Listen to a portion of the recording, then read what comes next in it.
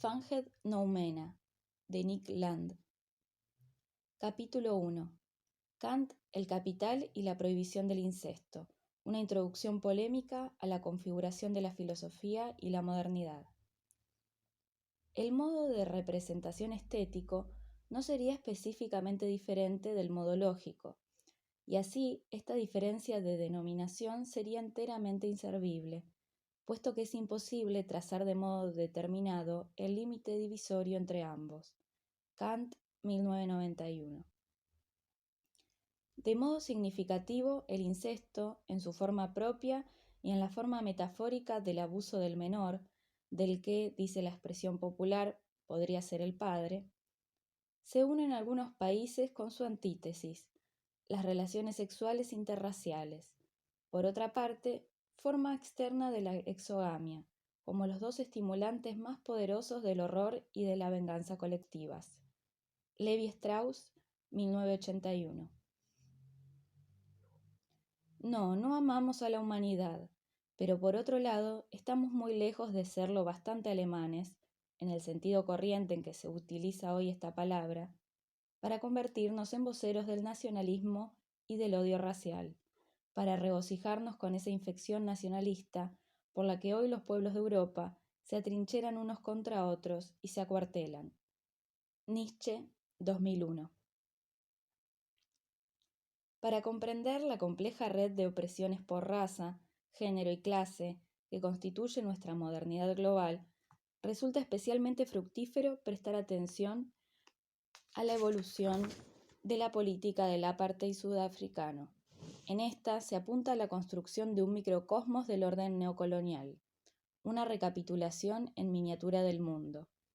La aspiración fundamental del Estado Boer consistía en disociar la política de las relaciones económicas, de manera que, mediante los bantustanes o pequeñas patrias, la población negra quedara suspendida en una condición de simultánea distancia política y proximidad económica de cara a la metrópolis blanca.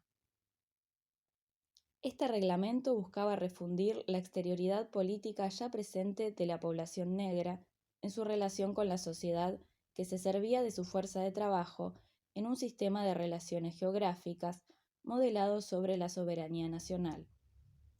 La privación de los derechos de los pueblos subyugados debía, entonces, ser replanteada en el contexto del sistema internacional prevaleciente de autonomía nacional etnogeográfica.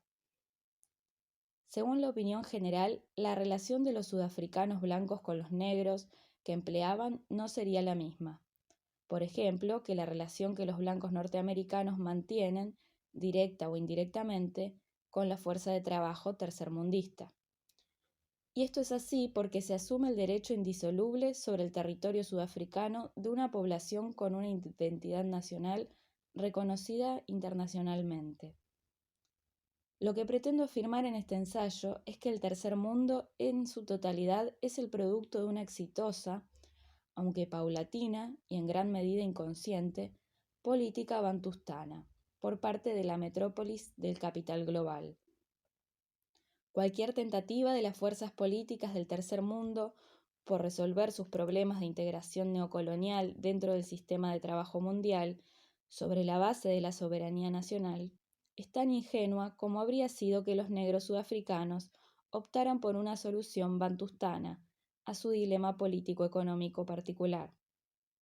El desplazamiento de las consecuencias políticas del trabajo asalariado lejos de la metrópolis no es una característica incidental de la acumulación de capital, como afirmarían los puristas de la economía, alineados tanto con la burguesía como con la izquierda laborista, sino que se trata más bien de la condición fundamental del capital en tanto que agresión explícita contra las masas. A pesar de ciertas deficiencias que cabe detectar en su comprensión del funcionamiento colonial y neocolonial del Estado-nación, Marx, en su exposición de una cierta acumulación originaria, demostró que el origen de las relaciones del trabajo asalariado no es en sí mismo económico, sino que se apoya en una guerra abierta contra el pueblo, o en la remoción forzosa de sus condiciones anteriores de subsistencia.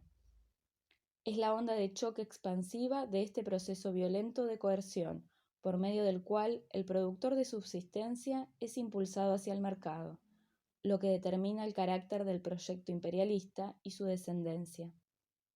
El capital siempre ha buscado distanciarse de la realidad, es decir, geográficamente, de su brutal infraestructura política. Después de todo, el ideal de la política burguesa es la ausencia de política, dado que el capital no es otra cosa que el consistente desplazamiento hacia el mercado de la toma de decisiones a nivel social. Pero este ideal de una despolitización total o de la aniquilación absoluta de cualquier resistencia a las relaciones del mercado es una fantasía megalómana imposible. Asimismo, la afirmación de Marx de que el intercambio laboral a su precio natural en un mercado no distorsionado, igual al coste de su reproducción, tenderá a un rechazo natural del mercado, es igualmente un fantasma que todavía recorre el ámbito global de la burguesía. La única opción práctica al alcance de los gobernantes de las sociedades capitalistas se apoya en la disgregación del sistema político, acompañada por una distorsión regional del sistema de trabajo mundial en favor de las clases trabajadoras de las regiones metropolitanas. Capitalismo de bienestar. Esta es la razón por la que existe una complicidad profunda entre la forma del Estado-nación como agente político internacional y un orden económico basado en la mercantilización del trabajo. Dado que las crisis políticas son una necesidad sistémica dentro de las condiciones económicas de un mercado laboral no distorsionado, el orden mundial funciona como un proceso integrado basado en el flujo de trabajo a precio de mercado, desde el tercer mundo hacia la metrópolis, de acuerdo a la forma económica de la producción de capital, así como en la exportación de inestabilidad política desde la metrópolis hacia el tercer mundo, de acuerdo a la forma política de la soberanía nacional. El mercado de trabajo global puede interpretarse fácilmente, por tanto, como un desastre demográfico sostenido y desplazado sistemáticamente lejos de las instituciones políticas de la metrópolis. Este proceso de desplazamiento es la estructura básica de la acumulación del capital y depende de las cuestiones de parentesco u organización matrimonial, la economía sexual de género y raza, que los marxistas han tendido a menudo a considerar rasgos superficiales de un modo de producción subyacente.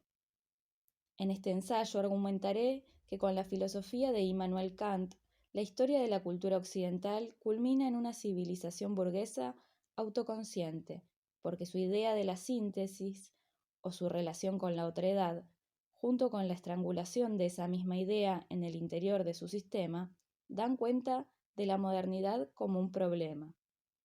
Pero la modernidad así sintomatizada por esta exposición filosófica no es primariamente la fase penúltima de una dialéctica de la sociedad y la producción. Es más bien la necesidad de que ella misma históricamente, en su desarrollo social y económico, o su síntesis, se encuentra comprometida con una continuidad profunda cuyos aspectos básicos son, por un lado, la descendencia patrilineal y por el otro, una lógica formal de identidad, ya concluida en esencia por Aristóteles. Estos dos aspectos, el genealógico y el lógico, son funciones de una posición de subjetividad abstracta masculina que coincide con el patronímico. Esta posición es el fundamento protocultural de todo aquello que puede llegar a ser entendido como lo mismo. La tradición queda de esta manera arraigada en una comunicación entre cultura y población, cuyo medio es la estabilidad, identidad del linaje masculino. La modernidad no es tan solo un compromiso entre formas novedosas de organización social impulsadas por el comercio y este patrón cultural arcaico de exogamia patriarcal, sino, más fundamentalmente, un ahondamiento del compromiso ya integral con cualquier forma de exogamia capaz de mantener la patrilinealidad. Únicamente mediante la comprensión de la función inhibidora de los patriarcados en relación a la disipación exogámica, una inhibición de lógica impecable, en cuanto que conserva la identidad y por esa misma razón es violentamente xenofóbica, podemos dar sentido a la producción de capital y su tendencia a la peculiar mutación cultural bautizada por Mussolini como fascismo. Esto se debe a que la restricción de síntesis cultural, basada en una endogamia extenuante al nivel de la comunidad nacional, es el resultado último de la liberalización combinada de las relaciones de parentesco dentro de las sociedades industriales metropolitanas.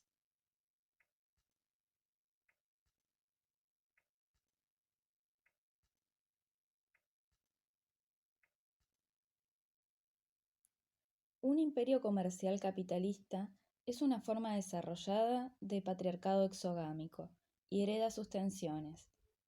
La dominación del otro, en principio, es inhibida de desarrollarse en una absorción completa porque la alteridad residual del otro condiciona la generación del excedente. La diferencia paralela entre el mercado de trabajo y el mercado de esclavos se basa en que no se puede hacer negocios con un esclavo, solo con un amo. Tampoco es posible basar un sistema de parentesco en un harén. La preponderancia del trabajo esclavo dentro del régimen hitleriano de Europa Oriental, por ejemplo, era un claro indicio de que las conquistas nazis fueron en gran medida posimperialistas. Por su parte, la explotación del trabajo asalariado colonial, en contraste con la economía mixta, fascista de esclavitud y exterminio, deja abierta la posibilidad de una desestabilización radical de la metrópolis, incluso hasta el punto de la aniquilación por empobrecimiento. Pero lo que define la diferencia entre un sistema colonial y uno neocolonial es la difusión transnacional de la etnicidad. Tan pronto como una sociedad metropolitana desacopla su organización de parentesco y ciudadanía de sus síntesis económicas internacionales, las tendencias protofascistas quedan a la vista. Por esta razón, resulta fácil entender que el aspecto más radical del proyecto colonialista de Occidente, la explosión de la identidad nacional y la disipación de la trascendencia metropolitana, fuese estrangulado en el momento de nacer, con la emergencia de las teorías judeocristianas sobre la raza.